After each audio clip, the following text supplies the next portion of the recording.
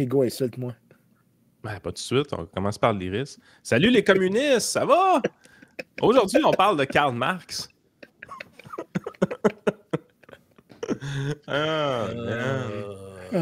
C'est quoi l'idée de parler du marxisme, au juste? C'est l'idée de Cavaki, ça, là? Ben, ça serait la mienne. J'apprécie ton descriptif est toujours gentil et délicat. Tu sais, Yann, Yann, il fait dans la dentelle. Ouais, mais il y a une motivation pour ça. C'est parce que si tu regardes les sondages, dans les générations plus jeunes, tu poses la question quelle est votre opinion de systèmes comme le socialisme ou le communisme? L'opinion est en montée. Donc, l'opinion positive à l'égard de ces systèmes-là est en croissance. Fait qu'en plus d'être homophobes, les jeunes sont rendus marxistes. Ben, je sais pas. Tu m'as brisé un peu, là. Ben, je sais pas. Dans les médias du Québec, on nous dit que les jeunes sont rendus vraiment, vraiment homophobes. Là. Ben, j'avais compris, c'est juste que dès que tu as dit ça, mon cerveau a été à une multitude de farces à faire sur le marxisme. T'es pas obligé de suivre mes tracks. Là. Reste avec le gros barbu, c'est correct. Le gros barbu. OK. Ça m'a pris 2 secondes. Yann, il est bon pour faire dérailler les choses. Hein? Yann, c'est comme un train à mégantic. Non, ça, c'est pas correct, ça. Ah non, mais c'est correct. Non, mais tu dérailles dark, man, comme joke. Non, mais tu dérailles, puis des fois, ça dérape comme Non, mais c'est bien trop dark comme joke. Hey, il sort le londonien, man. Ah ouais. C'est au Québec, c'est là. Tu peux pas faire de l'humour noir british, là. Qu'est-ce que tu fais, man? Tu vas te faire censurer. Jeff Lisée va partir après toi, là. Ouais, Fait que qu'est-ce qu'on disait avant que tu décides de tout faire dérailler? Karl Marx. Oui. Il a écrit un bon livre. Oui. Mais comme il y a une montée de popularité de ça, c'est pertinent de comprendre un peu c'est quoi exactement le système marxiste qui donne naissance dans la version de ce qu'on connaît d'aujourd'hui du socialisme. Le socialisme n'est pas essentiellement marxiste par définition, mais généralement, il l'est dans la manière dont on le conçoit aujourd'hui. Mais le problème, c'est que la plupart des gens, ils pensent socialisme et ils pensent une série de trucs particuliers, puis quand tu les questionnes un peu, en réalité, ils pensent à une version de social-démocratie plus généreuse que ce que c'est aujourd'hui, sans comprendre exactement qu'est-ce que ça vaut. Fait qu'au minimum, sur ce point-là, de leur faire comprendre c'est quoi l'histoire de ce terme-là et des idées derrière, puis des prédictions qui viennent avec. C'est quoi que ça veut dire vraiment. Fait qu'au moins faire un effort de démystification pour comprendre de quoi qu'on parle. Il y a plusieurs les trucs auxquels tu fais référence. Là, je dis que c'est pas, ça sort pas de nulle part. Là. Il y a plusieurs sondages qu'on peut consulter. Tu vois, ça, c'est sur les jeunes Australiens en bas de 35 ans. On dit que 41% d'entre eux lean towards socialism. Donc, là, penche vers le socialisme, whatever the fuck that means. Le fils, mon fils, dans le fond, un de ses professeurs, à un moment donné, lui disait que les seuls pays communistes sur la planète, c'était Corée du Nord, genre, puis Cuba, je pense. Alors qu'il y en a quand même un peu plus que ça. T'as le Vietnam, la Chine. Exact. Des fois, je pense que c'est pas tout le monde qui rentre de la Chine là-dedans. Puis, tu sais, côté socialisme, on parle de Venezuela, mais tu sais, je veux dire, c'est quoi vraiment la différence entre le socialiste du Venezuela et le communiste de Cuba, là? Sérieusement, y a-t-il réellement une différence entre les deux? Ben, oui, dans le sens que le marqueur, je vais laisser Vincent continuer après, là, mais le marqueur, normalement, du communisme, c'est la non-tolérance envers la propriété privée. Donc, au Venezuela, tu as des gens que des trucs leur appartiennent. Là. Leur maison est à eux. Leur petite entreprise est à eux. Elle n'appartient pas à vos focales, mais c'est à eux. Ben, c'est ça, à vos focales. Mais c'est quand même important, pareil, là, parce que, tu sais, quand il y a eu quand les communistes, par exemple, quand le communisme s'est étendu jusqu'en Ukraine, par exemple, c'est l'histoire d'ailleurs de la vie de Ayn Rand. Là. Elle raconte ça dans plusieurs lettres dans sa correspondance, là, comment les communistes, quand ils ont pris le pouvoir, par exemple, sont arrivés, son père était propriétaire d'une pharmacie, puis on dit ta pharmacie est à moi. Ils réquisitionnaient les biens de manière autoritaire de tout le monde. C'est même pas nationalisé. Nationalisé, c'est je te l'achète. Eux, ils réquisitionnaient la propriété des autres. Ce qui est à toi, c'est à moi maintenant. Hey, ça doit être Écoute, en gros, ça pareil. la grosse différence, là, fait que là, tu vas avoir, puis je pense pas que c'est une grosse différence en tant que telle. Les communistes vont dire que la seule propriété privée qui existe, c'est ta propriété personnelle. Fait que là, genre ta brosse à dents, ta chambre à coucher, ton Hey, linge. wow. Non, non, Motivant. non, non, quand tu lis le marxisme, ils font toutes ces nuances-là pour dire, tu es quand même chez toi, ta maison où est-ce que tu vis, c'est quand même chez toi. Donc, il y a un minimum, ils font une sorte de distinction sur la propriété personnelle. Après ça, un socialiste va dire, ben, tu as un petit peu plus que ça. Donc, tu as le droit d'opérer un peu, mais tant que l'État a les commanding rights de l'économie, c'est-à-dire que les gros forts dominants de l'économie appartiennent au prolétariat, peu importe c'est quoi en réalité, ça veut dire que ça appartient à l'État puis à ceux qui le contrôlent, mais ça veut dire, mettons, 90% de l'État, de l'économie, mettons, pour donner un chiffre, 90% de l'activité économique est nationalisée, mais comme Frank dit, réquisitionnée. Oh, ouais. On joue sur les mots beaucoup entre socialisme et communisme. C'est une différence de degré et non de nature, comme je le dis. J'aime bien cette Exactement, expression-là. c'est bien dit. Puis je pense aussi qu'il faut s'enlever de la tête. Là, ce que les gens qui sont en audio, ce que je suis en train de montrer à l'écran, c'est que plusieurs maisons de sondage ont sondé ça. C'est pas nous autres qui inventent ça. Là. Tu vois, Axios avait fait en 2021 un sondage américain dans lequel on disait que 66 des gens qui se disent républicains entre 18 et 34 ans ont des vues positives du capitalisme. Ça veut dire quasiment quand même 40 du parti techniquement plus à droite qui dit ouais, le capitalisme, c'est un peu de la merde. Puis tu as 58 des American Age, bon, les 18-34, qui voient le capitalisme de manière positive. Ça, c'était en 2019. Ça a baissé à 49 aujourd'hui. Donc, on dit là. La théorie du prof Caron, c'est que depuis 91, avec la chute du mur de Berlin, on n'a plus assez un bel exemple frappant de c'est quoi réellement le communisme. Donc, on recommence à tomber en amour avec ça à cause de ça. Ah, puis la propagande de gauche qui consiste justement un peu à dire ce que le prof a dit à ton kid, Yann, que c'est pas du vrai communisme, que le communisme, ça n'a jamais existé. Moi, je me suis fait dire ça quand j'étais à Polyvalente. Le communisme, ça n'a jamais existé, ça n'a jamais été essayé. Ce qui a existé, c'est le stalinisme et la dictature russe. En fait, le vrai... On a déjà parlé de ça dans plusieurs épisodes. Sérieux, t'as entendu ça à Polyvalente? Ben oui, je me suis fait dire ça. Je me rappelle, j'ai la face du prof dans ma tête. Là. Puis je me rappelle de son nom puis tout. Là. Je veux dire, c'est des trucs qui étaient dits... ou la fameuse phrase « Le communisme, c'est une super idée sur papier, mais en pratique, ça vire toujours mal. » Ça, je l'ai entendu. C'est pas plus une bonne idée sur papier. T'es comme, mais en quel honneur que l'idée sur papier que tout le monde va être... genre que tous les individus sont réduits pareil à leur force de production. En quoi c'est une bonne idée, ça? Moi, Frank, là, j'ai vraiment une bonne idée d'entreprise. Ça fait 4 fois que je fais faillite avec mon idée. La 5e, ça va être la bonne. J'ai pas réussi à l'essayer comme il faut. Ouais, c'est ça. Chérie, je vais m'en refaire. Non, mais c'est un peu... Mais là, il y a plusieurs critiques qu'on peut faire. Puis je pense que la plus importante, c'est de comprendre que c'est quoi exactement que les marxistes disent et être le plus généreux avec eux puis comprendre que même sur leurs meilleurs termes, leurs prédictions échouent. Parce qu'il y a plusieurs séries de prédictions qui viennent. Il faut comprendre que Marx, initialement, se définit comme un classical economist. Karl Marx se définit comme un classical economist? Ben, c'est considéré dans les grandes œuvres classiques en économie. Ah, OK, dans ce par exemple, je comprends. Parce que tu as deux périodes. Quand on dit l'économie néoclassique, que tu vas avoir souvent des gens de l'IRIS ou de journalistes qui vont dire ça, puis c'est utilisé comme un mot dérogatoire. Tout ce que ça veut dire, c'est post-1870 qu'on a commencé à faire de l'analyse marginale. C'est-à-dire comme l'idée que c'est la prochaine unité de bien-être que je considère ou la valeur du prochain hamburger pour moi comme consommateur. Ça, c'est les graphiques d'offres et de demande qu'on connaît. Là. Exactement. C'est ça la grosse différence entre les deux.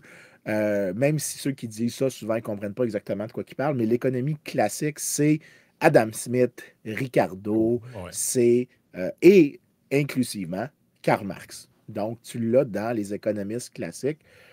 Et Marx écrit une série de livres, les Economic and Philosophical Inquiry, un paquet d'autres trucs. Il a écrit le manifeste du Parti communiste, mais il a surtout écrit Das Kapital, qui est considéré comme... Quand je parle avec des marxistes, j'ai toujours l'impression que je parle avec quelqu'un qui me parle de la Bible. Et à chaque fois que tu soulignes quelque chose, il dit « T'as pas lu la bonne scripture à telle page. » Non, Frank, il va sûrement avoir vécu ça parce que dans le département de philosophie, tu as ça probablement encore plus. Tu as toujours une référence à telle page ou telle affaire, puis tu as mal compris, tu as mal interprété. Je l'ai acheté, ce livre-là, puis j'ai pas eu le courage de le commencer encore. C'est pénible à lire. C'est pénible à lire. Moi, pour vrai, parce que c'est un exercice de théorie économique, un économiste qui, aujourd'hui, lit Marx, comme moi je l'ai fait, c'est un économiste qui va devenir un bien meilleur économiste parce que à travers toutes les erreurs, tu as un exercice de pédagogie, de comprendre les mécanismes de raisonnement. Tu peux comprendre une multitude de choses avec ça. Donc, un peu comme quand tu engages avec les gens de l'IRIS, par l'erreur, tu peux découvrir ce qui est vrai. Preuve par contradiction, un peu. Écoute, moi, tout ce qui est à la base de la pensée communiste, je veux dire, c'est tellement contrarien avec même pas ma pensée libérale, mais avec ma pensée entrepreneuriale. Tu sais, je veux dire, je me définis entièrement comme étant un entrepreneur dans la vie. Tu sais, c'est là que tu peux voir. Il y a tellement d'agression à mes valeurs dans le communisme, c'est hallucinant. C'est là que tu vas voir la première grosse différence entre la pensée marxiste et la pensée moyenne, puis tu viens de le dire en utilisant le mot entrepreneur. Pour un marxiste, la théorie de la valeur, c'est vraiment le point de départ. C'est-à-dire, c'est quoi, quand tu prends un prix, on dit c'est la valeur d'un bien. Pour nous, ça veut dire qu'est-ce que la personne qui te vend un sandwich à 1,50 $, il dit que le coût d'opportunité de produire ce sandwich-là, c'est 1,50 $. Right? C'est qu'est-ce qu'il aurait pu faire d'autre autrement que ce sandwich-là. Il va falloir que tu actualises un peu tes chiffres à tes étudiants. Là, parler d'une pièce à 50 pour un sandwich en 2024. Si tu as le don de dérailler les affaires. Mettons 5,60 au couche-tard. OK, 5,60 au couche-tard, si tu m'énerves. Le marxiste, lui, va dire que ce prix-là que tu vas observer, c'est la valeur du travail contenu dans le bien que tu achètes. Oui, parce que les autres, un bien ou un service, ce n'est que du travail. Il n'y a pas vraiment de capital là-dedans. Tout n'est que labor, autrement dit, dans la théorie communiste. En fait, comme la machine doit aller avec le travailleur, si le travailleur n'est pas là, la machine n'obçoit aucun rendement. Hey, mais c'est toi ou en 2024, avec une économie qui s'est totalement explosée avec l'Internet et toutes ces affaires-là, où est-ce que... je veux dire, je pense que dans une économie manufacturière, d'avoir des idées comme ça, tu peux comprendre un peu à quoi ça pouvait servir. C'est pas pour rien qu'au niveau du communisme, le prolétariat, tout ça, ça partait dans les usines, les ouvriers, les syndicats à ce moment-là. Mais je veux dire, dans le genre d'économie explosée qu'on a aujourd'hui, où est-ce qu'une grosse partie de ce qu'on consomme n'est pas vraiment des heures travaillées, qu'il y a beaucoup de technologie derrière ça maintenant, de productivité tout simplement incroyable.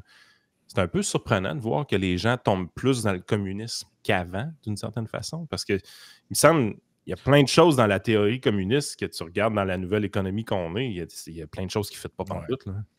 Oui, mais tu sais, je veux dire, moi les personnes qui souscrivaient à ça, plus ou moins que j'ai connues, avaient souvent même pas lu eux-mêmes Marx. Fait qu'imagine le jeune militant là, qui vient de sortir du cégep, rentre à l'université puis qui se sent interpellé là, par la révolution marxiste-léniniste. Lui, là, au mieux, il a lu vaguement le manifeste du Parti communiste, puis il s'est peut-être essayé à quelques pages du Capital, puis il a fait une dépression. Parce que c'est vraiment une lecture ardue. Marx, oublions pas, c'est un philosophe allemand. Donc, comme tous les philosophes allemands, il écrit, pas tous, mais comme la plupart des philosophes allemands, il écrit comme un pied. If it's not Scottish, it's crap. Non, mais tu sais, moi, je lis pas l'allemand dans l'allemand. Fait que, je veux dire, peut-être que dans la langue originelle, c'est plus fluide, mais quand c'est traduit en français, c'est souvent assez... En anglais, c'est la même chose. C'est assez pénible, honnêtement. Puis, tu sais, je m'étais pris quelques notes. Là. En fait, il distingue deux types un type et comme un sous-type de valeur. Là. Marx, il dit il y a le travail concret, Ça, c'est par exemple fabriquer un meuble. Là. Fabriquer un meuble, ça, c'est un travail concret parce que tu produis quelque chose. Puis le travail abstrait qu'ils appellent, c'est la quantité de travail en moyenne nécessaire à produire comment je pourrais dire ça? À produire un objet ou un service en particulier. Donc, le travail concret, c'est j'ai fabriqué cette tâche-là. Puis le travail abstrait, c'est l'idée générale de la valeur que tu produis quand tu travailles. Puis là, il dit la valeur d'une marchandise, c'est déterminé par la quantité de travail abstrait nécessaire à sa production, c'est-à-dire par le temps de travail socialement nécessaire pour la produire, dans des conditions normales de production et avec un niveau de compétence moyen. Ben, dans une économie un peu archaïque où tu n'as pas ou peu d'innovation, c'est une théorie qui n'est pas si mauvaise que ça. Là. En tout cas, Non, dans la le raison, sens que. en fait, la raison que ça a l'air de faire un peu de sens, c'est parce que c'est pas vrai qu'il y a zéro corrélation. C'est sûr que si quelqu'un met plus d'efforts, puis là, je vais mettre une condition très claire, que met plus d'efforts sur quelque chose que les consommateurs veulent avoir, ben, ça va déterminer une partie du prix par définition. Oui, mais tu sais, ça fait mon pas point. dire qu'il y a zéro. Si tu vois plus, encore une fois, puis c'est important la phrase que je viens de dire, que les consommateurs demandent, c'est-à-dire que si je mets 8 heures de travail d'en faire une peinture que personne ne veut, bien, le prix va quand même être zéro. Right? Fait qu'il faut quand même qu'il y ait une relation avec la demande. Mais c'est la quantité de travail que je mets qui détermine le prix. Le problème, c'est que ça casse de beaucoup.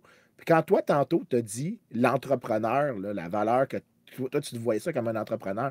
Pour le marxiste, la seule manière que tu peux augmenter le profit d'une firme, parce que En la exploitant les machine ne employés. produit rien sans travailleurs, c'est qu'il faut. Puis comme plus de machines veut dire que le rendement de la machine, de la prochaine machine doit baisser, et donc que le rendement moyen des machines doit baisser. La seule manière que tu fais de l'argent, si toi, tu détiens le capital, c'est que tu dois réduire les salaires. Tu dois appauvrir, tu dois aliéner L'extorsion de la plus-value. Mais c'est l'affaire. Mon langage marxiste. Mais tu sais, dans un contexte manufacturier, que ces idées-là se propagent, puis se développent, puis deviennent virales et populaires, je suis capable de le comprendre parce qu'il y a une confrontation employé-employeur, puis le produit final dans à peu près tout ce que tu produis dans l'économie, la portion travail, heure travaillée vraiment dans le coût du produit est toujours très élevée dans une économie de manufacturière, si on veut. Mais quand tu es arrivé dans une économie tertiaire comme on vit présentement, tu sais, la journée que tu arrives, tu as une petite boîte d'intelligence artificielle, puis que tu publies ton résultat. Mettons, OpenAI, là, qui publie ChatGPT, tout ça, puis là, les gens s'abonnent à 20$ par mois à cette affaire-là. Là. Sérieusement, il y a, tu sais, je veux dire, les employés là-dedans, premièrement, ils sont extrêmement bien payés, première des choses.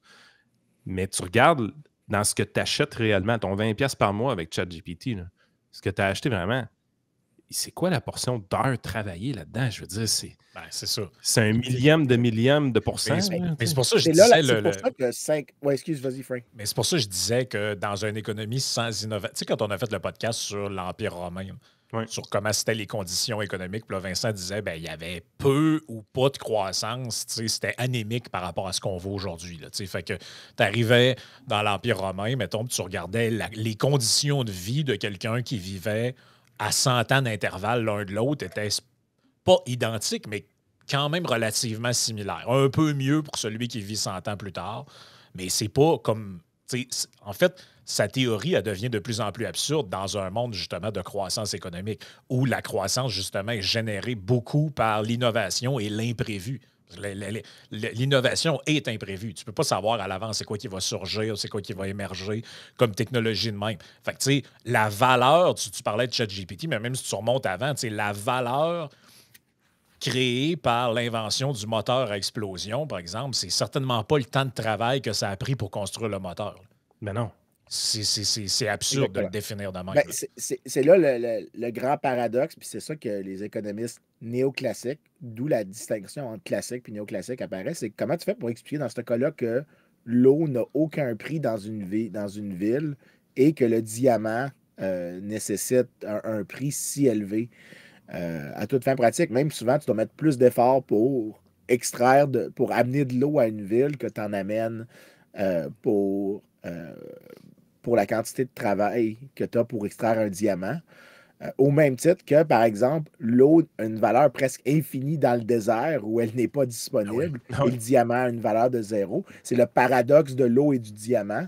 Et la réponse, c'est que c'est la valuation marginale par le consommateur qui peut changer par moment et qui peut être changeable par des entrepreneurs. Parce que si toi, tu arrives avec une autre idée, qui est une meilleure idée, ben, tu peux changer tant la courbe d'offre que tu peux changer la valeur perçue du bien, donc changer la courbe de demande. Et là, tu peux expliquer toutes les variations dans les prix. Par le avec ça. marketing, notamment. Là. Exactement. Tu peux expliquer toutes les variations de prix, alors que les marxistes peuvent expliquer très peu.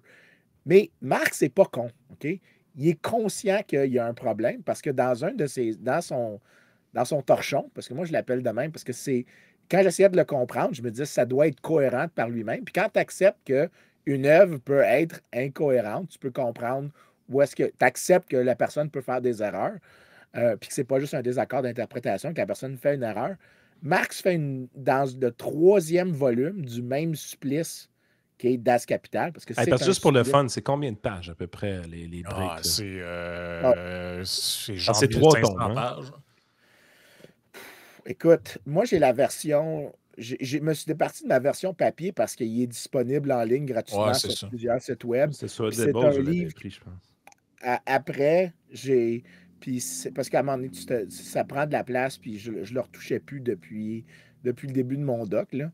Mais dans le 3e volume, ce qu'il fait, c'est qu'il dit, ben, pour que son truc fonctionne sur l'aliénation, puis là, ça va faire toutes les prédictions qui viennent avec. Capital, okay? Volume 1 là, de Karl Marx, 43 heures de lecture sur Audible. Volume 1. Là. Ah, tu peux pas lire ça à Audible, honnêtement. Non. Tu peux pas te souffrir ça. Je pense que je ne l'ai pas payé. Il était gratis, puis je l'avais downloadé. C'est sûr que je n'ai pas payé ça. Là. J'espère. Marx, dans le 3e volume, il dit, parce que là, il y a un problème. C'est que si la valeur de quelque chose est déterminée en fonction du temps de travail nécessaire, ben, comment est-ce que les taux de profit sont déterminés? Comment est-ce que le profit des firmes est déterminé? Puis là, Marx, il fait un truc vraiment weird où il dit fondamentalement ce qu'on dit aujourd'hui. Les taux de profit vont s'égaliser entre les industries parce qu'ils se compétitionnent pour les intrants. Donc là, tout le mécanisme de marché normal qu'on connaît fonctionne juste pour ça. Juste pour le profit. Juste pour le profit, mais ça crée une contradiction. Et ça a été la première chose qui a été notée par des gens comme Eugen von Bauer, puis une couple d'autres, même un marxiste lui-même, que j'oublie le nom, en fait, je sais le nom, je ne suis pas capable de le prononcer, qui était un Polonais qui montre que, en fait, le système se contradit par lui-même. C'est pour ça que je disais tantôt, l'œuvre n'a pas besoin d'être cohérente. C'est-à-dire, ben, si le marché fixe le prix du travail, du capital, puis que c'est le jeu de l'offre et la demande qui fonctionne, ben, comment est-ce que les intrants qui sont achetés au prix du marché peuvent déterminer la valeur travail? Puis là, Marx fait un effort super difficile d'essayer d'expliquer tout ça et ça ne tient pas. En fait, son seul point, c'est là que l'aliénation vient. C'est à cause de ça, parce que les entrepreneurs, là, ils disent il faut qu'on le réduise, le salaire le plus possible, il faut constamment qu'on le réduise.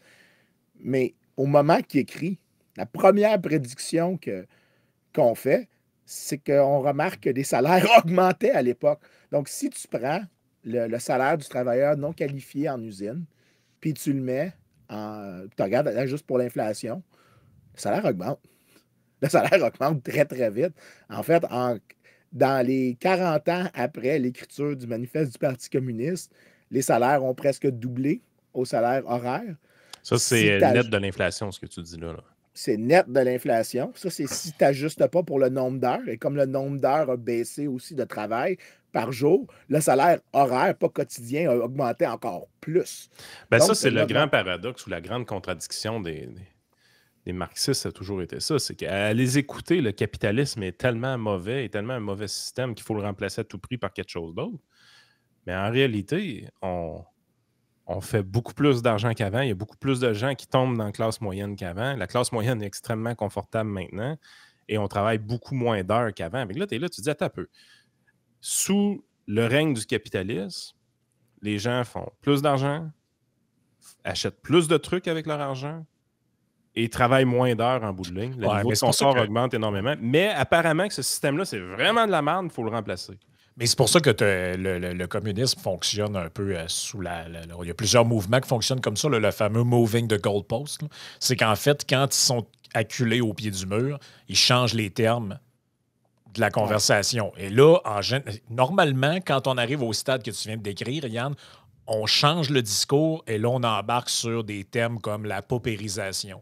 La quoi? Genre, Exactement. Mais là, regarde, oui, mais je comprends ce que tu dis, mais quand même, il y a de plus en plus il y a de moins en moins de riches qui ont de plus en plus d'argent et de plus en plus de pauvres avec de moins en moins le 1% qui détient le 97%. Ça, c'était une thématique. La thématique de la paupérisation, c'était la thématique par excellence des marxistes des années 60, Mais 70. c'est basé sur la jalousie, cette affaire-là. C'est pas basé sur. Tu sais, c'est en bout de ligne, il y a plus d'écart entre les riches et les pauvres, mais il y a moins de pauvres. On gagne comme population.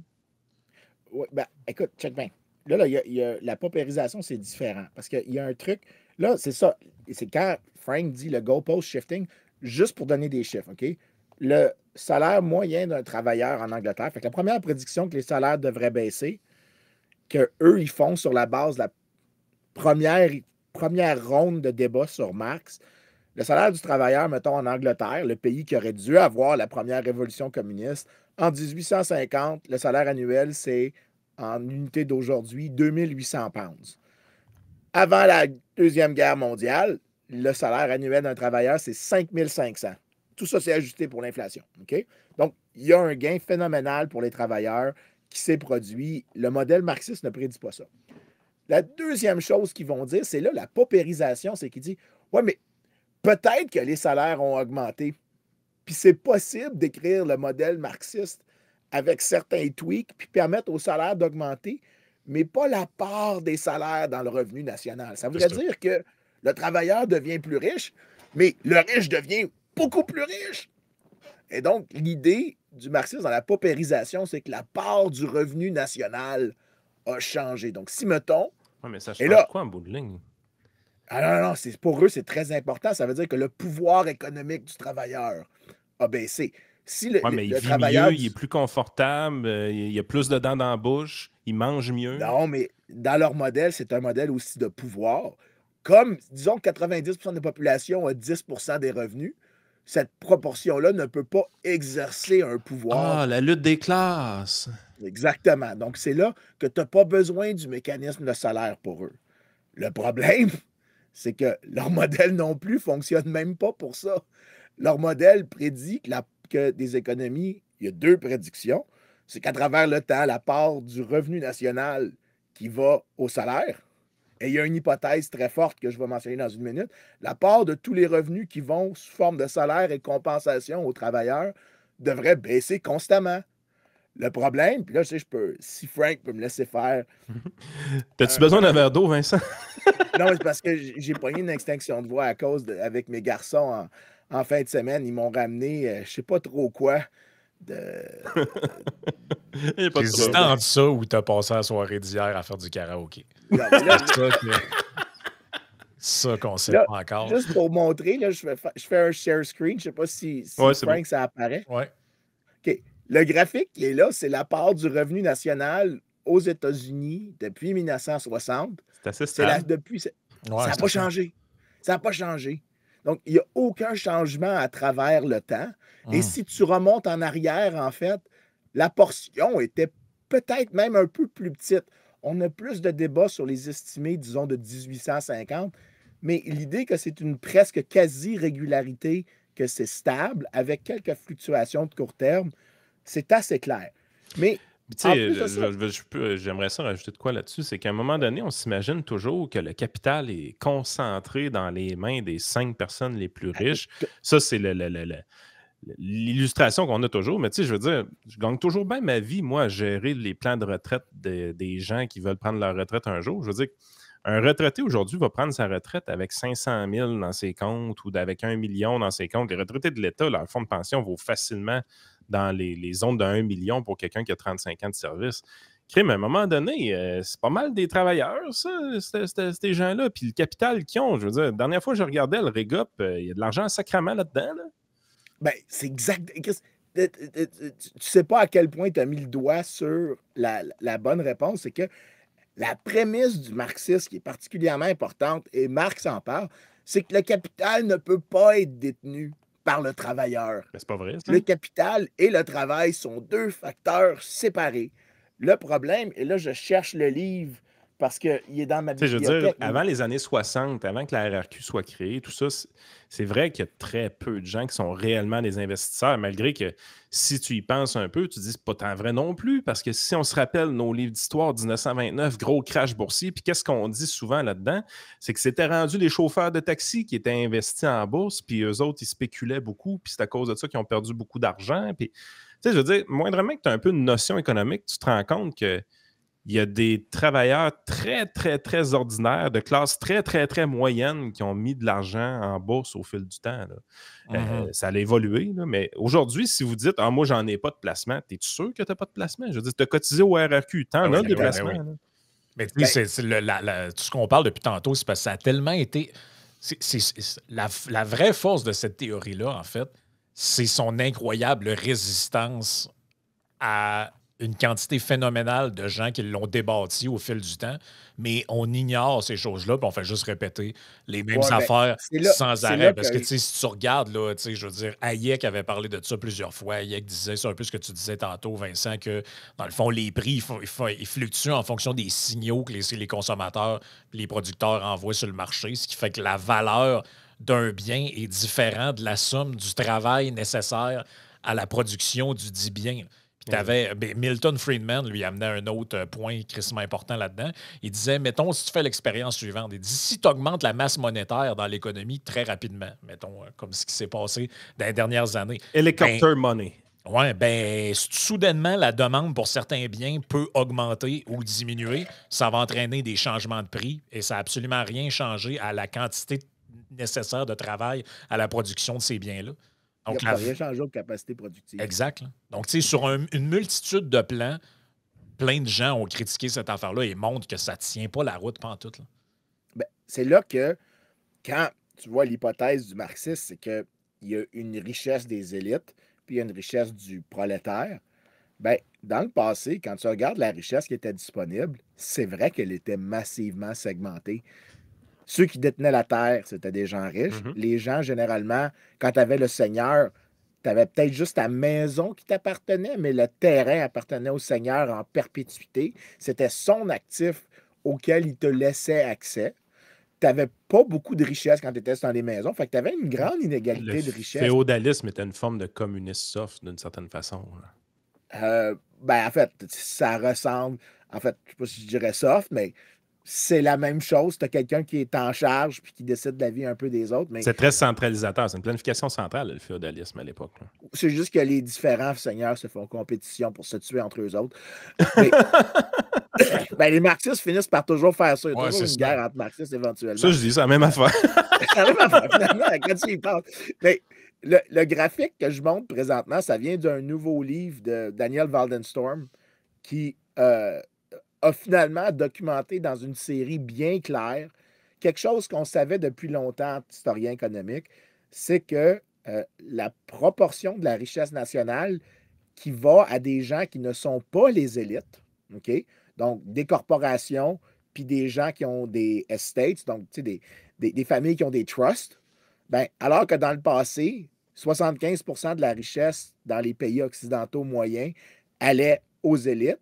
Mais maintenant, une grande partie de la richesse d'une nation, i.e. le capital, 75% sous la forme des maisons, sous la forme des terrains, sous la forme des régimes de retraite, appartiennent aux travailleurs. Hey, c'est beaucoup de capital, tout ça. Là.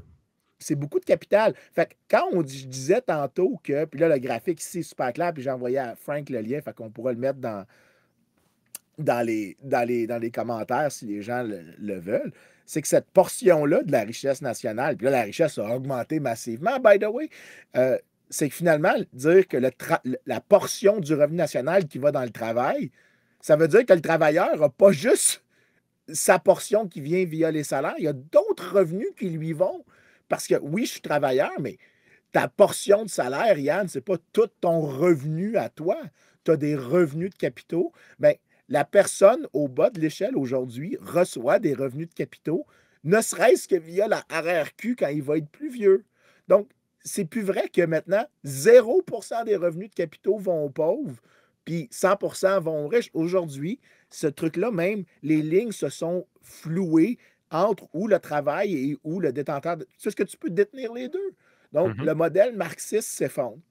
La deuxième chose que les marxistes disent, ils vont dire, ben là, que leur modèle doit prédire, c'est que leur modèle doit prédire avec l'aliénation, c'est que les économies plus capitalistes devraient avoir. Peut-être que c'est stable à travers le temps, mais peut-être que les économies moins capitalistes ont une plus grande proportion des revenus qui vont au salaire. Encore une fois, ça échoue. Ça échoue. Le modèle marxiste prédit que ça devrait être plus bas, alors que quand tu regardes les données, puis je vais faire un autre partage d'écran pour les gens ici. Ça vient du travail d'un de mes collègues, Andrew Young. Ce que tu vois ici, c'est la part du revenu du travail sur l'axe des X pour tous les pays, pour les pays de l'OCDE, pour les pays qui ne sont pas membres de l'OCDE. Et sur l'axe des X, excuse-moi, il y a la liberté économique. Plus ta liberté économique est élevée, plus tu es capitaliste, en gros. Un beau petit air carré, ça, là. C'est Ben, assez ça élevé, fait très bien. Donc, plus tu as de liberté économique, plus la part du revenu national qui va au travail augmente. Donc, les économies capitalistes sont même plus pro-travailleurs que les économies qui le sont moins. Donc, le capitalisme, en fait, qui est critiqué, ne génère même pas la prédiction qui est faite. Mais là, il va falloir arrêter, nous autres, d'arriver et de dire ah, le capitalisme, on le sait qu'il y a ses défauts, mais ça. Tu sais, à un moment donné, là, il n'y en a pas de systèmes économiques qui ont été prouvés supérieurs au capitalisme. On peut-tu arrêter de dire cette petite phrase niaiseuse-là? Ah, moi, je la dis pas. Non, Moi, je sais que toi, tu le dis pas, mais je veux dire, tout le monde, tu sais, c'est un peu, moi, je suis vacciné, mais, là, tu sais, à un moment donné, le capitalisme fonctionne sacrément bien. Tu sais, je veux dire, l'humanité existe depuis 10 000 ans, là. Écoute, la différence entre le marxiste et... On est riche depuis 150 ans, à peu près. Écoute, on prend la meilleure version possible du marxisme, OK? Dans leur version à eux... Juste préciser, là, avec ils vont avoir la ça réponse... dans les commentaires. Non, Liliane, il n'a pas dit... Il ne voulait pas dire que les humains sont apparus il y a 10 000 ans. Là, OK? Il voulait dire la société sédentarisée, c'est ça. OK. Le marxiste pourrait répondre, oui, mais... Je pense pas que Cro-Magnon, dans la guerre du feu, il était marxiste, en fait. T'inquiète pas. C'est là qu'ils vont dire peut-être que nous, on est... Attends un peu, wait, there's more. On vient avec ça. Eux vont peut-être nous répondre qu'on n'est pas généreux avec eux parce qu'on définit comme socialiste ou comme marxiste des économies qui ne le sont pas vraiment parce que c'est du crony capitalism ou du capitalisme d'État. Ça, c'est un des popularisations des années 80. Ils vont dire ça. Mais, OK, fine, mais la différence... C'est pour ça qu'on considère, certains profs, par exemple, considéraient que la Chine n'est pas communiste présentement. C'est du capitalisme d'État. Mais dans leur réponse à eux, c'est qu'il n'y a jamais, l'étape de raisonnement de choix public, c'est pourquoi est-ce qu'on n'est pas capable de l'avoir, ton truc, y a-t-il quelque chose dans la nature même de l'État qui fait que tu ne l'auras jamais? Ben, abolir les droits de propriété, ça nécessite une coupe de gun, mettons. Exactement. Puis si tu donnes un gun à quelqu'un, puis tu lui donnes le pouvoir, ses incitations à lui changent. Ah, on n'aurait jamais vu ça. Un politicien qui veut faire des power grabs. C'est jamais arrivé dans l'histoire de l'humanité. Mais après ça, quand tu leur demandes de faire des prédictions, souvent, tu leur dis c'est quoi la forme idéale? Ils vont essayer de te donner une réponse, puis chaque fois, tu peux tester les choses qu'ils ont dit. Une des choses qu'ils vont dire souvent, c'est que ça doit être naturellement à cause que le capitalisme est instable, qu'on doit venir à quelque chose comme ça, puis on va le découvrir avec le processus. Le problème, c'est que même cette prédiction-là fonctionne pas. Attends un peu. Là, une autre prédiction qui ne marche pas, coudonc, c'est Karl Marx, François Trahan, même combat. Le modèle marxiste échoue le test empirique la vaste majorité du temps. Quand il réussit, c'est parce que les économistes le disent déjà. Il y a des choses qu'il dit qui sont des sous-points, comme par exemple, ça Pierre Desrochers le note, il dit que le capitaliste aime réduire les déchets. Puis ça, les gens de l'IRES n'en parlent jamais parce que des déchets, c'est une forme de de perte de profit parce que tu dois réacheter la ressource plus tard.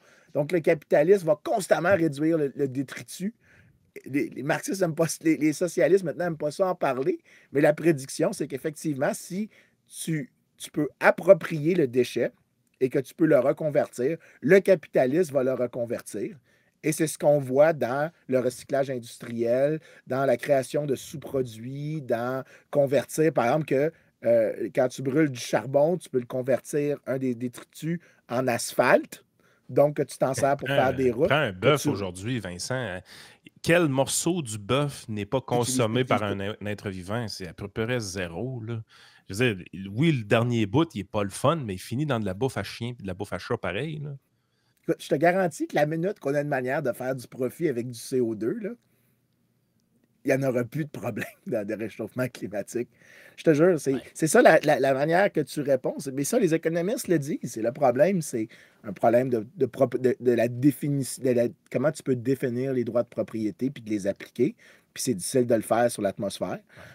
Mais si tu es capable de régler le problème, puis que quelqu'un peut dire, ben, je vais capturer le CO2 puis le faire, puis je vais m'en servir pour fertiliser des terres, ou je vais m'en servir via des forêts privées, ou peu importe des mécanismes indirects, tu vas régler le problème. Le capitalisme aime réduire le déchet, mais ça, c'est une des prédictions de Marx qui n'est pas exclusive à Marx.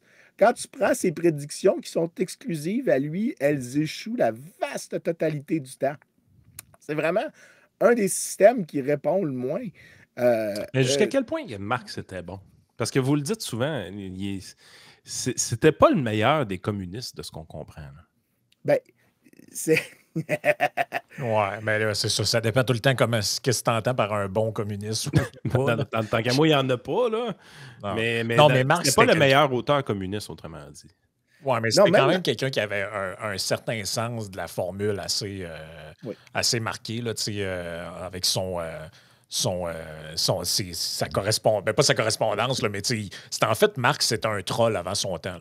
Tu avais un autre. Mais content que tu dises ça. Non, mais tu avais un autre auteur de cette mouvance-là qui s'appelait Proudhon. Et Proudhon avait écrit un livre qui s'appelait Philosophie de la misère. Et Marx lui avait répondu en écrivant Misère de la philosophie pour rire de lui. Donc, c'était un troll avant son temps, Marx. Mais tu sais, quand je disais tantôt moving the goalpost, puis là, tu as parlé de l'homme de Cro-Magnon, on ne remontera pas jusque-là, mais tu touchais à quelque chose. C'est-à-dire que quand les marxistes se sont aperçus de ce que c'était l'Union soviétique puis de l'application réelle, tu en as une partie qui se sont tournés vers le marxisme primitiviste ou l'anarcho-marxisme. Ben, puis ça, en gros, c'était basé sur quoi? C'était basé sur les livres de Lewis Henry Morgan, qui est un anthropologue américain qui avait étudié les Sioux, puis les Iroquois, puis tout ça. Puis les marxistes, ça a même commencé à l'époque de Marx avec son comparse Engels, il disait, non, mais en fait, le marxisme, c'est pas quelque chose vers lequel on s'en va, c'est quelque chose d'où on part. Donc, il y avait le marxisme primitif, dans lequel il n'y avait pas. Tu sais, si tu étudies les Sioux. Le pré-capitalisme. C'est ça, mais si tu étudies comment fonctionnaient les Sioux, les Iroquois, tout ça, en réalité, il n'y en avait pas de propriété privée. Et donc, c'est à une certaine phase de développement, eux mettent beaucoup l'accent sur l'invention de l'argent, trébuchant.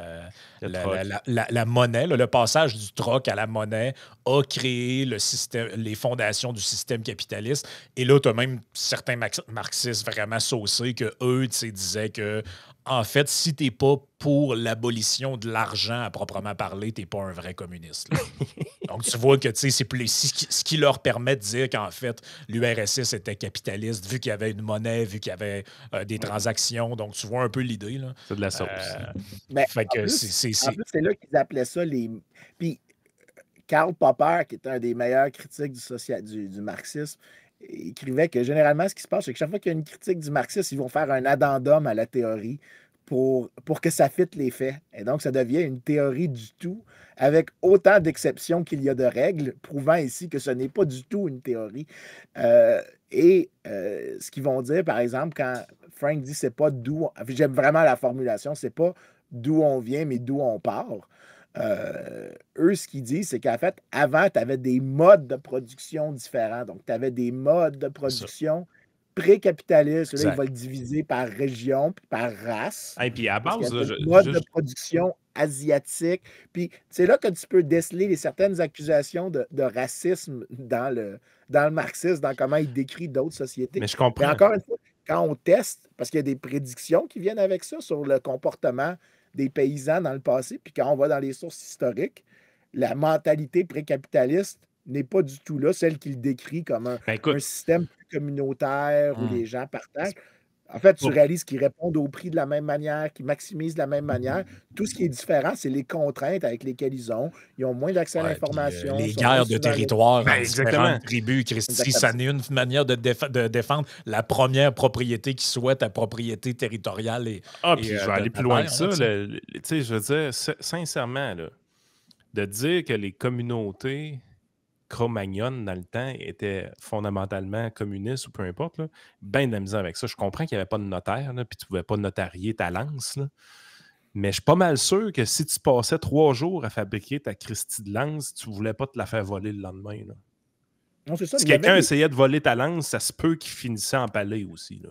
Oui, c'est ça. Puis non seulement ça, mais ils ont souvent une caricature de la position souvent qu'ils essayent d'attaquer. Ils vont dire, ben, il n'y avait pas de propriété privée, il n'y avait pas de cadastre, mais en réalité, tu avais des systèmes de propriété privée, c'est juste qu'ils étaient Archaïque. plus informels parce que l'échelle de la société permettait un degré d'informalité, mais si tu regardes, ça fait exactement ce qu'on prédit comme économiste, ça dit. Puis d'ailleurs, je veux dire une chose, toute la critique que je fais depuis tantôt, tu n'as pas besoin d'être libéral pour la dire.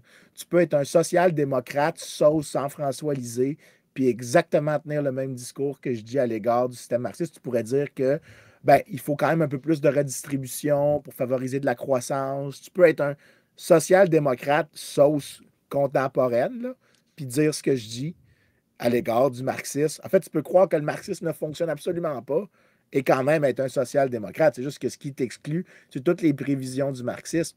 La dernière des prévisions qui est importante, Je qu'ils sais font, que s'il y en a qui veulent aller plus loin là, dans ce que je disais tantôt, ah, là, je laisse le livre pour le livre, là. le livre pour comprendre ce délire-là, c'est le livre de Engels, là, L'origine de la famille et la propriété privée. Celui qui a permis C'est- à Marx de vivre malgré que c'était un bum. Exact. Mais lui, honnêtement, c'est beaucoup plus lisible parce que Engels est meilleur pour écrire que Marx, selon moi, là. Mais ça parle de ça, là, de justement. En fait, c'est ceux qui ont fait des cours de philo au cégep aussi, ça ressemble beaucoup à ce que bien avant eux disait Jean-Jacques Rousseau, là, dans l'origine de l'inégalité parmi les hommes. Là, quand Rousseau il dit l'inégalité est née le jour où quelqu'un est arrivé puis il a dit ceci est à moi. C'est comme si ce moment-là était arrivé un jour. C'était comme, ah oui, il y avait c'était comme, tu avais le monde avec le bon sauvage. Là. Puis après ça, quelqu'un est arrivé et a dit, hey, ça, là, vos trucs que vous partagez là, de manière candide et pacifique, là, ça, c'est à moi. Moi, Puis c'est là, parce que tout ce monde-là, puis tu sais, je comprends Rousseau, ça date, là, puis tout, mais je reviens à ce que je disais tantôt, quand, tu sais, j'ai une mentalité un peu d'entrepreneur, mais les gens, tu sais, je veux dire, quand tu le vis, là, c'est quoi créer un profit? Là, tu sais, de créer une entreprise qui va fonctionner. Oui, il y a du capital humain, mais il y a du capital monétaire, il y a du capital intellectuel, il y a du capital, même des fois, qui est intangible, là, quand tu parles de marque de commerce, ces affaires-là. Ce que j'aime du capitalisme, ce que j'aime de l'entrepreneuriat, en fait, c'est le haut niveau de fragilité d'une entreprise. Moi, ça m'a toujours... S'il y a quelque chose que je trouve spectaculaire dans le capitalisme depuis tout le temps, en ayant les deux mains dans l'entrepreneuriat, c'est comment une entreprise, c'est quelque chose d'extrêmement fragile. C'est qu'il y a une quantité de revenus qui rentrent, il y a une quantité de dépenses qui rentrent. Mais je veux dire, tout ça est en équilibre, mais ça ne tient à rien. C'est tellement facile de mettre une entreprise en faillite. Tu es toujours à une décision de cave d'être en faillite. Mais tu es aussi toujours à une excellente décision de devenir très riche. C'est un peu tout ça. Mais c'est parce qu'on dirait que les gens qui regardent l'intérieur d'une entreprise le regardent tout le temps avec un œil de travailleur salarié, dans le sens que, ouais, mais voir que ça mérite 500 000 par année, voir que ça mérite 1 million par année, voir que Elon Musk, ça mérite des milliards par année, ce qui fait son travail, ça n'a aucun bon sens.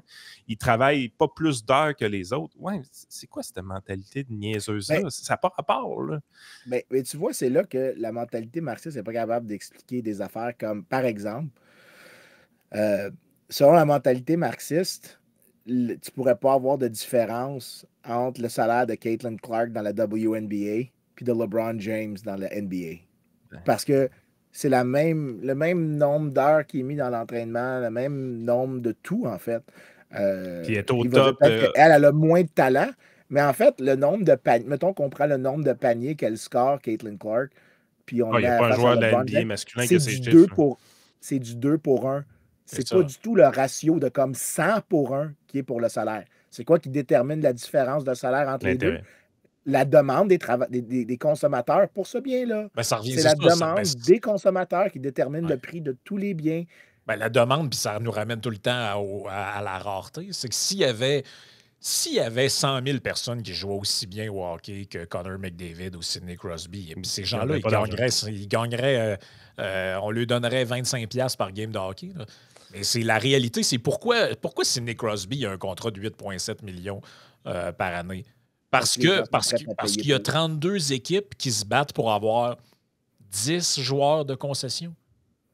Ah oui. Mais s'il y avait 150 équipes, ben, probablement que son salaire baisserait. Mais s'il y avait 300 joueurs de son calibre, ben, son salaire, il stagnerait aussi. J'en profitais tout le temps. Quand j'étais dans une classe avec les kids secondaire 3, 4, 5, puis que je leur disais qu'est-ce qui fait que tu peux gagner beaucoup d'argent plus tard? Ben, je faisais un quadrant, là, puis je disais, ben, en gros, là, dans ce cadran-là, -là, tu as 2 axes. Tu as la rareté puis la valeur, tout simplement. Si tu veux avoir un gros salaire, tu dois te ramasser dans le cadran rare et haute valeur. Puis là, je posais des questions, justement. Est-ce que c'est normal que Crosby gagne plus d'argent qu'un médecin? Puis là, la foire a pogné dans la classe. C'était vraiment le fun. Je trippais bien raide d'écouter les argumentations. Mais tout le monde était comme consensus que ça n'a pas d'allure. Un médecin devrait gagner plus que Sidney Crosby parce qu'un médecin sauve des vies, ainsi de suite. Puis souvent, les filles étaient vraiment contre ça. Puis là, j'arrivais, ben, je disais, il y a quand même du monde qui font plus d'argent que Sidney Crosby dans la vie. Exemple, Beyoncé. Ah, puis là, ouais, mais là, ça, c'est pas pareil. Puis là, tu voyais que déjà là, ça devenait fragile parce que leur préférence s'exprimait beaucoup. Voir qu'un pousseux de puck devrait gagner plus qu'un médecin, mais en même temps, il était d'accord que Beyoncé gagne pas mal d'argent. J'aurais pris Taylor Swift si je faisais ça aujourd'hui, plus actuel. Mais quand j'arrivais, je leur disais, ben écoute, à quelque part, la raison pourquoi Crosby, on lui donne un gros salaire, c'est qu'il y a quelqu'un qui considère que ça vaut ça. Puis ce quelqu'un-là, c'est principalement les réseaux de télé. Les réseaux de télé donnent de la grosse argent à la Ligue nationale parce qu'eux autres, ils ont besoin d'avoir de quoi présenter que le monde va écouter. Puis les ratings sont là. La demande est très réelle. Là. Mais écoute, dans ce que tu dis, j'ai rien à être désaccord, mais il y a quand même quelque chose qui va trotter dans la tête des gens. Les marxistes vont répondre, ben, Marx est quand même très important encore aujourd'hui. Il doit avoir une pertinence à ça, comme si, après avoir tout fait pour critiquer le marché, ils vont dire que le fait que le truc est en grande demande doit être un test de sa valeur. J'ai toujours trouvé que c'était un peu ironique que le marxiste décide de faire cet argument-là, parce qu'il y a quand même un certain reni d'une position, mais mettons qu'on laisse de côté l'ironie de la position qui vient avec ça. C'est assez drôle, ça. Il faut savoir... Il n'y a pas une grande demande pour le marxisme, autrement dit. Mais pourquoi Marx est pertinent encore aujourd'hui? Mais c'est là la réponse qu'il faudrait peut-être souligner que de son vivant, Marx n'était pas un penseur socialiste important. Pas un penseur pas important. Pas un penseur socialiste important parmi les socialistes. Parmi les socialistes, Bakounine, Lassalle, Nassau, qu'on ne connaît pas du tout aujourd'hui, sont beaucoup plus importants. Quand je dis ils sont plus importants, tu peux même le voir dans les citations Ngram, le nombre de fois que le nom apparaît. Marx est un parmi plusieurs, n'est pas du tout exceptionnel. Il était popularisé par l'Union soviétique.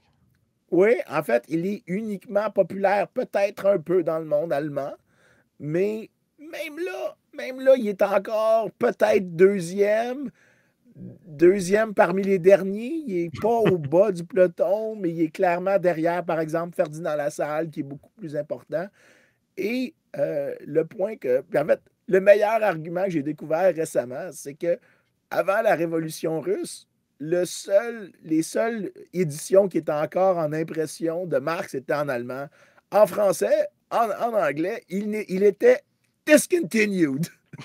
Ouais. C'est-à-dire qu'il était, plus personne ne voulait l'acheter. Il était uniquement disponible dans des bibliothèques comme à Oxford ou Cambridge. Et 5 ans après son écriture, Das Kapital est considéré comme une joke parmi les économistes. C'est un système qui ne tient pas très, très bien. Il est uniquement populaire dans une frange minoritaire de la population. Alors, pourquoi il est populaire encore aujourd'hui? Pourquoi il est devenu populaire entre-temps? Ben, ce que mon ami Phil Magnus souligne, puis ça fait plusieurs fois qu'on en parle dans l'émission, c'est qu'il a testé, ben, qu'est-ce qui se serait passé à Marx s'il n'y avait pas eu la révolution russe?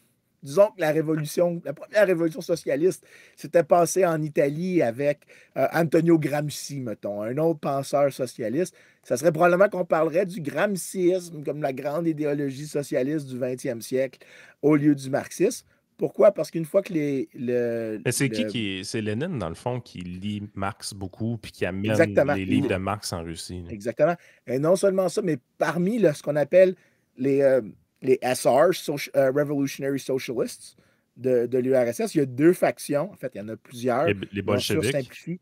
Il y a les mencheviks et il y a les bolcheviks. Les bolcheviks sont la faction minoritaire. Les bolcheviks, c'est Lénine. Et quand je dis minoritaire, au dernier congrès avant, il faisait à peine 20% du vote sur les questions qui étaient pertinentes. On n'a pas un membership en soi, mais si tu prends les questions qui délignaient les différents groupes, Ouais. à peu près 20 à 25% du membership est bolchevique. Mais le groupe minoritaire prend le pouvoir, puis quand tu as le pouvoir, c'est toi qui as le contrôle de la machine de presse. Alors, qu'est-ce que tu fais imprimer?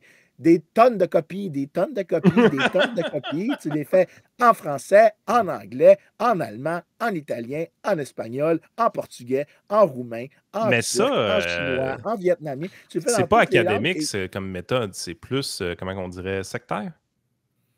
Oui, mais tu sais, puis le pire dans tout ça, le pire de ça, c'est que quand l'Union soviétique exerçait sur l'Europe un pouvoir, bon, quand même crissement immense, là, dans le sens que même dans les démocraties, il y avait des partis communistes officiels alignés avec l'Union soviétique, dont les chefs allaient chercher leurs ordres à Moscou. Là. La marde de commencer dans les universités, bien évidemment. Ben, c'est pas juste ça, c'est que eux, dans le fond, tu peux. T'es capable de retrouver des éditions de ça sur eBay, notamment, ou dans des Abbey Books de ce monde et autres. C'est qu'ils traduisaient, par exemple, en France, des auteurs, on va dire classiques, là, des auteurs de philosophie classique, et ils les marxisaient. C'est-à-dire qu'ils réinventaient les œuvres, ils changeaient les œuvres. La traduction n'était pas exacte. Ben, puis ça, là, c'est pas juste les marxistes qui ont fait ça. Là. Les chrétiens ont pris les œuvres des philosophes grecs puis en ont fait des précurseurs du petit Jésus. Là. C'est arrivé aussi. Là. Mais c'était vraiment un truc de marxiste. C'est comme si, dans le fond, si tu lisais les autres auteurs qui venaient avant Marx, c'était tous des proto-marxistes, tu veux, alors que c'est anachronique de faire ça. Là. Par définition, c'est comme si dans 50 ans, il y a quelqu'un qui parle de nos affaires puis il prolonge un peu ce qu'on essaie de faire. Puis tu dis, les gars qui faisaient le trio économique, ils étaient des précurseurs à ce gars-là. Mais pas vraiment, Chris. On ne savait même pas qu'il allait exister. Tu ne peux pas être des précurseurs de quelque chose que tu n'avais pas connaissance de ton vivant. Mais tu sais, l'affaire de, juste avant là-dessus, to be fair, là, la renommée ou l'importance de quelqu'un est toujours différent de manière posthume que de son vivant. Là. Merci, Joey. Oui, merci, Joey. Ça compensé pour les 40 à toute fin pratique que vous m'avez fait encore aujourd'hui. Dans le sens que Giordano Bruno non plus, c'est pas un personnage ben important de son vivant. C'est juste qu'il y a un pape qui a l'idée de le colisser sur un bûcher, puis il est devenu quelqu'un de célèbre pour avoir défendu. La différence ici, c'est qui le popularise. C'est que c'est pas vraiment un test du marché si un régime dictatorial qui a intérêt à promouvoir sa propagande à lui subventionne l'offre d'une œuvre. C'est plus ça. La demande n'était pas là. La demande n'était pas particulièrement forte. Ce que je veux dire, c'est que c'est pas exclusif à lui, dans le sens que, tu sais, Confucius ou Lao Tzu, il était-tu si important de leur vivant qu'ils le sont parce qu'après, tu as tout un régime qui a mis de l'avant ces traditions-là pour les faire mousser et autres. Ça, c'est une question qui est difficilement Même chose, même si c'est un peu comme quand tu vas à Cuba, qu'il y a des livres de Castro puis des trucs du Che partout. En réalité, le Che est un peu insignifiant là, de son vivant. Il est loin d'être Non, la je comprends, personne qu'il était aujourd'hui. mais ça revient à la critique. Et c'est là que, tu remarques, encore une fois, j'ai dit qu'on pouvait faire tous les arguments et rester des sociaux-démocrates, mais le point, c'est que un marxiste va avoir à répondre à la chose suivante, c'est comment tu arrives à ton utopie que tu me proposes. Et le point, c'est que l'État, la réponse d'un libéral finalement qui peut arriver, c'est que la nature de l'État fait en sorte que tu peux pas l'avoir, ton utopie. Même si c'était possible, même si les prédictions étaient vraies, tu peux pas l'avoir, ton utopie. Tu vas te retrouver avec un régime de ce style-là. Si tu acceptes juste la théorie, quatrième trio euh, de, de, de, de la théorie des choix publics, tu ne vas pas l'avoir. Et pourquoi Marx devient populaire, tu as l'image parfaite de cette critique-là, c'est-à-dire que c'est un État autoritaire qui s'est servi de son pouvoir pour publiciser une œuvre qui était à l'avantage de ce régime-là. C'est pour ça que mon auteur préféré sur l'URSS demeure Robert Conquest, qui était le grand historien de l'URSS. Il a écrit The Great Terror. Puis à un moment donné, quand il était après l'effondrement du communisme, du bloc soviétique, on lui a demandé comment est-ce qu'il aurait réécrit son livre, puis il avait proposé How about I told you so, you fucking fools? C'est comme ça qu'il avait proposé de renommer son livre. Et dans le livre, il parle constamment des useful idiots, que Staline lui-même les appelait comme ça, parce qu'il disait que c'est la manière dont on va instrumentaliser l'expansion de l'URSS, en soulignant à quel point ces gens-là, des imbéciles utiles, on va les bourrer de propagande, puis ils vont aller miner les régimes libéraux. Les useful idiots, c'était ça. Oui. Puis, ça va-tu marcher, le communisme, un jour? Non. Je pense que c'était clair de l'épisode, mais on a fait un épisode pour expliquer aux gens de l'IRIS qu'ils devraient peut-être apprendre à lire. De toute façon, même pour que ça fonctionne, entre guillemets, de manière très, très, très, très temporaire et superficielle, ça prend de la coercition, ça prend de la force, ça prend une forme de violence étatique, comme on l'avait bien démontré quand on parlait de l'expérience des kibbutz. C'est ça, finalement, la morale de ça. C'est que si tu laisses les gens aller s'associer dans des trucs communistes de leur plein gré, maximum 10% des gens, 7, 8, 10% des gens vont le faire. Puis il y en a là-dedans qui vont débarquer. Tu me taxes 53% de ma paye, je deviens méchant. Imagine-toi si tu veux me la saisir au complet. Ouais. Moi, là, 4 fois par année, je suis en sacrament là, quand j'envoie mes acomptes provisionnels. T'avais-tu déjà entendu? C'est bien méchant. T'as-tu déjà entendu la joke sur les travailleurs en URSS, puis on peut passer au Patreon? They pretend to pay us and we pretend to work. C'est ça pareil. C'est ça pareil. Écoute, on va passer à la partie Patreon. De quoi on parle, Vincent, aujourd'hui, parce que c'est ton premier cours ben oui. qui est offert à nos membres pour la modique somme de 3 $ par mois pour l'avoir avec un certain différé. Puis les autres vrai cours universitaire vont l'avoir aussitôt que ça va être sorti. C'est exactement ça. C'est le premier cours d'histoire économique. Puis on va définir c'est quoi le travail de l'historien économique. Fait que présentement, à GMU, il y a des gens qui t'écoutent de ce côté-là, ou c'est un cours que tu as arrêté de donner? C'est le cours que je donne depuis maintenant. Je le modifie un petit peu dans les détails chaque session, mais ça fait maintenant 5 ans que je le donne, ce type de cours-là. C'est histoire économique du monde. C'est Global Economic History, en gros. OK, cool. On y va.